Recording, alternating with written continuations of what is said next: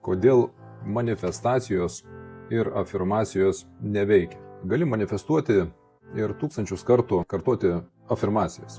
Tai neveiks. Ir tavo svajonių žemėlapiai liks tik paveiksliukais ant sienos, jeigu darysi šią esminę klaidą. Dauguma žmonių bando pritraukti naują gyvenimą tik per protą. Jie manifestuoja apie sveikatą, gražius santykius, pinigus ar sėkmę, bet kūnas tuo metu jaučia tik stresą ir baimę. Viduje tūno tas trūkumo jausmas. Ir čia yra esmė. Mintis yra tik elektrinis signalas. Ji siunčia informaciją į kvantinį lauką.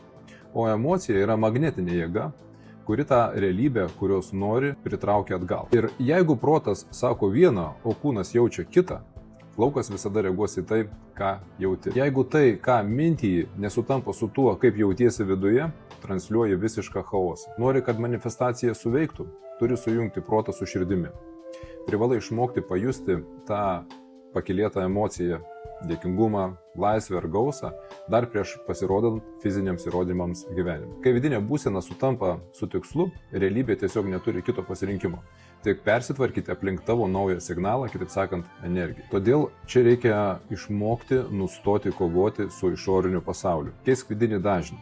Visata neduoda to, ko tu nori. Ji duoda tai, kas tu esi. Tikslų ir labai paprastą 20 minučių planą, kaip kas ryt perprogramuoti savo kūną ir perjungti smegenų bangas iš išlikimo į gausą, aš ką tik įkėliau į mūsų uždarą kokybiškų pokyčių grupę. Jei nori ten patekti ir pasimti šį praktinį gidą nemokamai, parašyk komentaruose žodį noriu. Pridėsiu tiesioginę nuorodą prie grupės. Ir kaip visada, jeigu buvo naudinga, nepagailėk ir pasidalink tą naudą su kitais.